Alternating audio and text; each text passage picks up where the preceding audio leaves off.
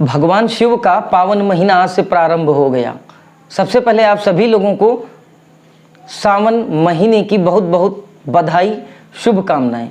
आज हम समझेंगे कि धन, यश, मान, मर्यादा, सम्मान और विशेष असाध्य अगर रोग से कोई व्यक्ति पीड़ित है तो सावन के इस पवित्र महीने में वह क्या कर सकता है जिससे इन सब समस्याओं से उसको छुटकारा मिल जाए। शिव के तत्व का हम किस प्रकार प्रयोग करें तो शिव हमारे सारे संकट हर लेंगे। नमस्कार, रुद्राष्ट्र विज्ञान में आप लोगों का बहुत बहुत स्वागत, अभिनंदन है। सावन के महीने में शिव का जो वह तत्व है वह विशेष रूप से सक्रिय हो जाता है और उसका आम जन जीवन पर क्या प्रभाव पड़ता है, किस प्रकार हम सब मनुष्यगण इसका लाभ ले सकते हैं, शिव के उस तत्व को हम अपने प्रयोग में ले सकते हैं, समझते हैं। पहले हम समझेंगे कि क्या पौराणिक मान्यताएं रही हैं सावन के विषय में। मार्कंडू ऋषि के पुत्र मार्कंडेय जी ने लंबी आयु के लिए सावन माह में ही घोर तप किया। शिव जी की कृपा उन्होंने इसी समय प्राप्त की, जिससे मिली मंत्र की शक्तियों के माध्यम से मृत्यु के देवता यमराज भी एक बार नतमस्तक हो गए। यानी कि यह वह समय होता है जिस समय आप, चूंकि कलयुग है तो हम यह नहीं कहेंगे कि मृत्यु को जीत सकते हैं, लेकिन मृत्यु तुल्य अगर कोई व्यक्ति कष्ट भोग रहा है तो यही वह समय होता है जिस समय वह अपने कष्टों से छुटकारा पाने के लिए प्रयत्न कर सकता है। यह सबसे सटीक समय है।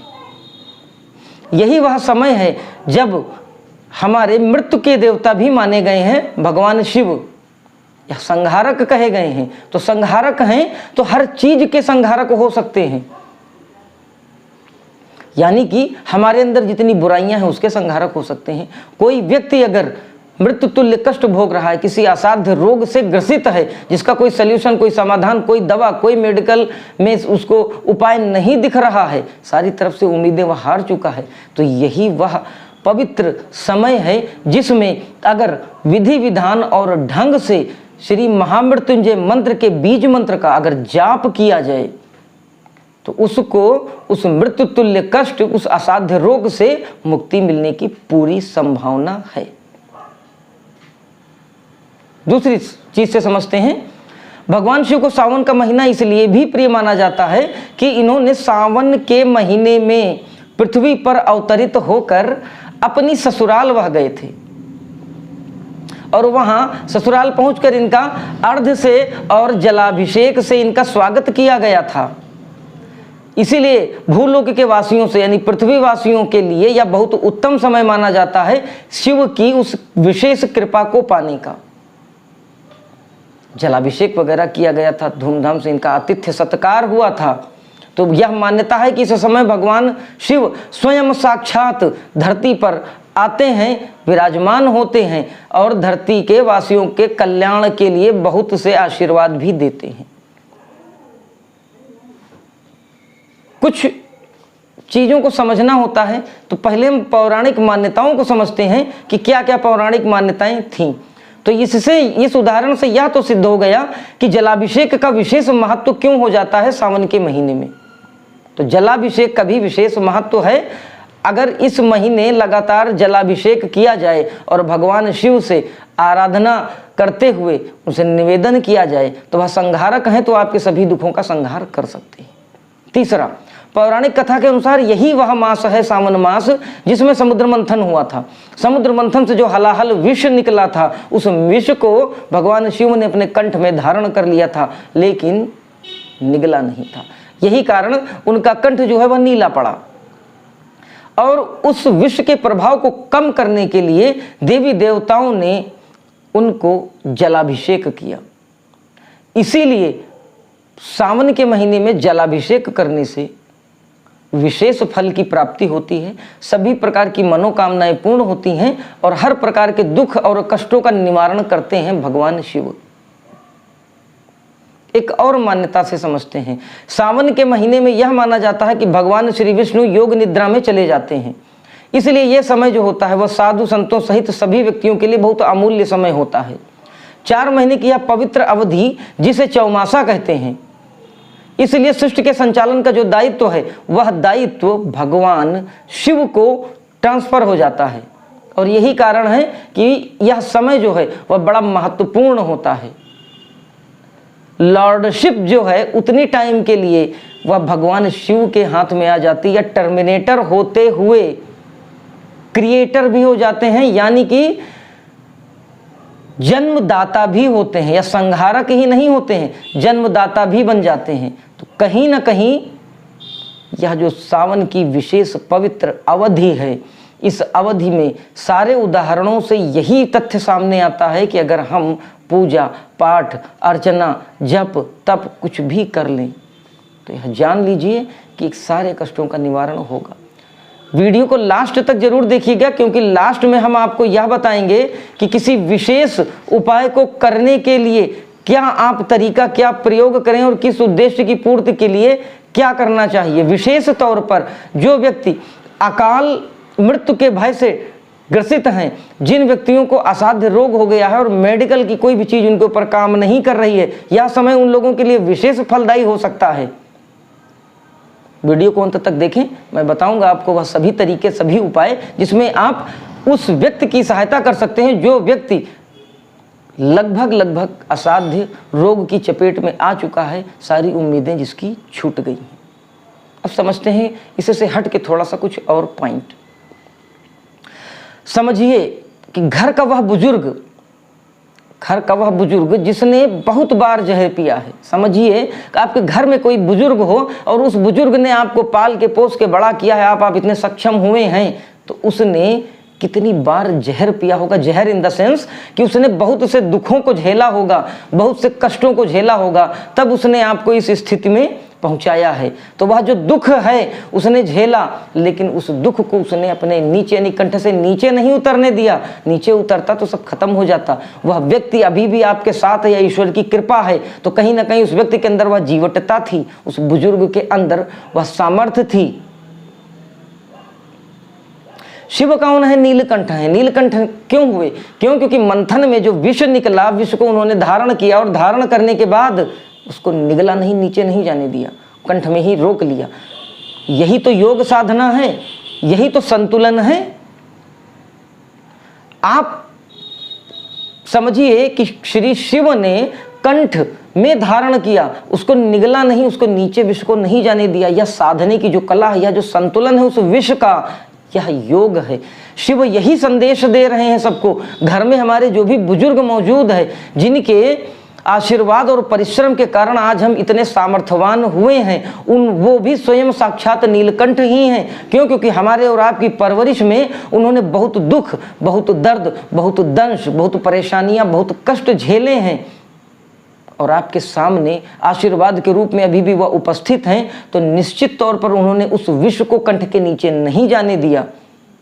तो यह जो बुजुर्ग हैं यह आपके घर के नीलकंठ हैं।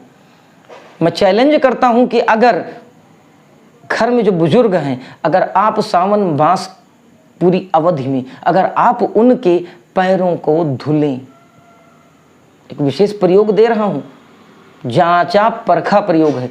घर के बुजुर्ग के पैर धुलें और पैर धुलने के बाद आप एक कोई पौधा लगा लें, कोई पेड़ लगा लें, सुंदर सा फूल का, जो भी फूल आपको पसंद हो, उस फूल को आप आरोपित करें जमीन में और रोज उस बुजुर्ग के, अपने घर के उस बुजुर्ग के पैर धुलें। पैर धुल के उनका आशीर्वाद लें और जो पानी मिलता है उस पानी को आप उस फूल में डाल दें। वह फूल जब बड़ा होगा तो वह फूल बड़ा होकर उस फूल को आप जिस भी ईष्ट को अर्पित करेंगे, वह ईष्ट आपसे प्रसन्न हो जाएगा। आपके रोग, आपके दोष, आपके हर प्रकार के शोक, शारीरिक कष्ट और मनोवांछित इच्छा पूर्ति वाले परिणाम देगा। बहुत अचूक प्रयोग दे रहा हूं आपको। क्यों? क्योंकि वह साक्षात स्वयं भगवान शिव का वह रूप हैं आपके घर में मौजूद आपके बुजुर्ग। सोच कर देखिए कितना कष्ट उन्होंने सहा होगा। जीवन लंबा होता है, बहुत कष्ट, बहुत दुख से उन्होंने पालन पोषण किया होगा, बहुत ऐसी चीज़ों को अपने गले के नीचे उतरने नहीं दिया होगा, लेकिन उस विष यानी उस दुख को उन्होंने पी जरूर लिया होगा, आपके सुख के लिए, आपकी प्रसन्नता के लिए। आपके बुजुर्ग आपके घर में बड़ी भूमिका निभा रहे हैं, वो साक्षात ईश्वर हैं।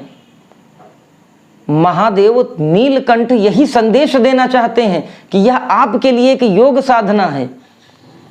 उन्होंने अपना योग किया और अपने योग का तप जो था उसका फल भी दिखा।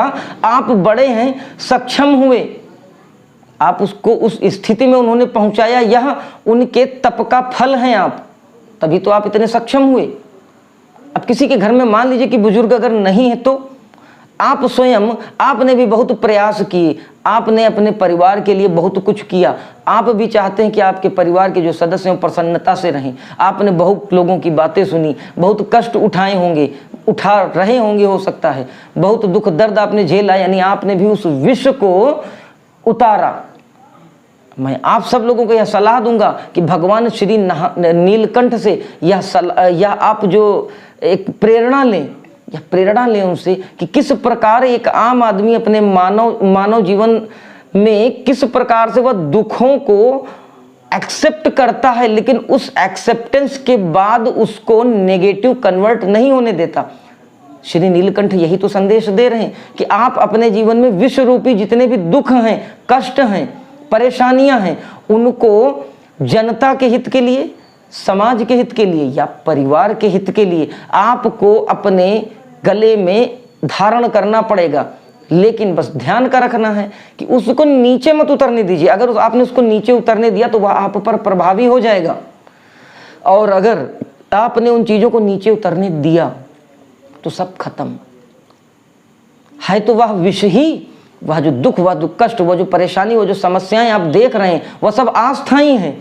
लेकिन अगर आपने उसको उतरने दिया कंठ के नीचे तो वह प्रभावी हो जाएगा। यानी कि करना क्या है, भगवान शिव की उस योग को समझना है, उस संदेश को समझना है। भगवान श्री नीलकंठ यही मैसेज देना चाहते हैं कि जीवन में दुख, परेशानी, कठिनाई सबके आती है, लेकिन हमको उसको एडजस्ट कैसे करना है, हमको उसको एक्सेप्ट कर लेना है कि वह हमारा ही हिस्सा है अपने परिवार के हित के लिए, और उसको वहां पे धारण करके और वहीं पे उस योग के माध्यम से, यानी उस संतुलन के माध्यम से आपको साध लेना है। वह आपके शरीर को, आपके मन को भी दूषित ना करने पाए। उस स्थिति में अपने दुख, कष्ट और परेशानियों को रखना है। बहुत बड़ा योग होता है गृहस्थ आश्रम के प्रधान व्यक्ति के लिए, वो चाहे पुरुष हो या महिला। या इससे बड़ा योग गृहस्थ आश्रम में कोई हो ही नहीं सकता। और भगवान श्री शिव यानी श्री नीलकंठ यही संदेश देना चाहते हैं एक आम आदमी को। तो उनके इस मैसेज को समझें कि वह शिव का तत्व क्या है शिव का वह योग एक आम आदमी के लिए, जो अपने घर में एक आम आदमी की तरह अपनी जिंदगी, अपना कारोबार, अपनी दैनिक दिनचर्या निभा रहा है। दुख आएंगे, एक्सेप्ट कर लेना है, लेकिन उसको उस स्थिति तक नहीं ले जाना है कि वह हम पे प्रभावी हो जाए, यानी कि कंठ के नीचे नहीं उतरने देना है। शिव का यही सूत्र है, शिव ने यही संदेश दिया है भगवान नीलकंठ के रूप में। तो हम उनकी इस बात को समझें। जिस दिन हम इस बात को समझ लेंगे उस दिन हम, यानी कि हर वह व्यक्ति जो अपने परिवार के लिए कहीं ना कहीं त्याग कर रहा है, वह स्वयं में नीलकंठ है। अगर किसी के घर में कोई बुजुर्ग नहीं है तो आप भगवान शिव का जलाभिषेक करें, और उससे जो जल आपको इकट्ठा होता है उसको लेके जाके और एक कोई किसी पुष्प का कोई पौधा लगाएं और उसमें उस जल को डालें, और जब वह बड़ा हो जाए, वो फूल देने लगे, तो जिस भी इष्ट को आपने जिस किसी भी मनोकामना पूर्ति के लिए आप उसको अर्पित करेंगे उस इष्ट को, वह पुष्प, वह आपकी मनोकामना पूर्ण हो जाएगी। अब बात करते हैं अपने उस टॉपिक के बारे में जो शुरुआत में छोड़ा गया था कि अगर किसी व्यक्ति को कोई असाध्य रोग हो गया है, ठीक नहीं हो रहा है, तो क्या करना है उसको। भगवान महाकाल की महामृत्युंजय बीज मंत्र का जाप, ओम हौम जूम सह ओम भूर्भुवः स्वः, ये वाला जो मंत्र है, इस मंत्र का जाप करना है आपको 108 बार प्रतिदिन। यदि वह रोगी स्वयं में सक्षम नहीं है तो आप संकल्प करके भगवान शिव के शिवलिंग के सामने जाइए, संकल्प करिए, उनसे प्रार्थना करिए, और नीले रंग के अगर कोई फूल मिल जाए तो भगवान शिव को चढ़ाइए उस बीमार व्यक्ति के नाम से। उनको पुष्प अर्पित करिए और फिर भगवान शिव से प्रार्थना करिए कि मैं संकल्प कर रहा हूँ कि मेरे द्वारा किया गया जो जप है उसका जो फल है उस व्यक्ति को आप प्रदान करें और उस रोग से उस व्यक्ति को शीघ्र स्वस्थ करें, रोग से छुटकारा दें। इस बीज मंत्र में वह विस्फोटकता है। और दूसरा कि अभी हमने उदाहरण से समझा कि भगवान शिव के पास लॉर्डशिप हो जाती है, आधिपत्य हो जाता है सावन के महीने में, जब भगवान श्री विष्णु निद्रा में लीन होते हैं। यानी कि शिव का वह तत्व जो है वह धरती पर स्फुटित होता रहता है, उसके बाद फिर जल्दी यह तत्व नहीं मिलता, आता है तो उतनी मात्रा नहीं होती और उस तत्व को सक्रिय करने की इतनी संभावनाएं नहीं होती। अगर आप महामृत्युंजय बीज मंत्र का जाप किसी भी व्यक्ति के लिए कम से कम एक माला यानी 108 बार करते हैं, अगर यह माला 11 बार कर ली जाए तो मैं निश्चित कहता हूं कि आयु बढ़ जाएगी। करके देखिए, निश्चित लाभ मिलेगा। क्यों? क्योंकि शिव का वह जो तत्व है वह संहारक तत्व है। तो जब मारने वाला ही बचाने वाला बन जाए तो मारने वाला है कौन? तो शिव संहारक हैं, शिव कष्ट देने वाले हैं, मृत्यु में कष्ट होगी। और जब वही संहारक ही आपके रक्षक हो जाएं तो फिर आनंद ही आनंद है। तो यह प्रयोग जरूर करके देखिए। जिस किसी की भी कुंडली में शनि नीचस्थ भाव में हो या फिर अकारक हो या फिर दुख स्थानों में बैठे हों, तो भगवान शिव के इस बीज मंत्र का जाप करें। और अगर वह नहीं हो सकता है तो केवल ओम का जाप अगर पूरे सावन भर एक निश्चित अवधि के टाइम पर अगर आप कर लेते हैं तो जो फ्रीक्वेंसी क्रिएट होगी वह पूरे साल आपका एक ऑरा बनाएगी, आपकी रक्षा करेगी, हर प्रकार के दुख, हर प्रकार की कष्ट और परेशानियों से आपको मुक्ति दे देगी, यह निश्चित है। बस ओम का वाइब्रेशन इस प्रकार होना चाहिए कि आपके पूरे शरीर में स्फुटित हो जाए ओम। और अगर संभव हो तो स्पीड में बोल के देखिए ओम ओम ओम। फ्रीक्वेंसी वह एक तारतम्य, जैसे कि किसी ट्रांसफार्मर की कॉइल्स होती हैं जो एक एनर्जी के जो ऊर्जा है यानी बिजली जो है उसको एक कंटिन्यूएंसी दे देती हैं, एक लगातार तारतम्यता दे देती हैं। आप ओम का जाप इस प्रकार कंटिन्यू करिए कि एक ओम निकले नहीं दूसरा फिर निकल पड़े, ओम ओम ओम करके देखिए। सुनी बातों पर विश्वास मत करिए, करके देखिए, फिर आप देखिए कि किस प्रकार आपकी समस्याएं दूर होने लगेंगी, आपके अंदर आनंद और प्रसन्नता का भाव स्फुटित होने लगेगा। शिव का तत्व वह सबसे अमूल्य तत्व है ब्रह्मांड का। क्यों? क्योंकि ब्रह्मांड की जो प्राइमरी जो रश्मियां हैं वही ओम है। आप ब्रह्मांड से कनेक्ट हो जाते हैं और जब आप उस यूनिवर्स से कनेक्ट हो गए तो फिर आपको कोई टेंशन नहीं, कोई परेशानी नहीं। करके देखिए, बहुत मजा आएगा। इन्हीं बातों के साथ वीडियो को यहीं विराम देता हूं। अगले फिर किसी ज्ञानवर्धक वीडियो में आपसे भेंट होती है। तब तक के लिए जय महाकाल।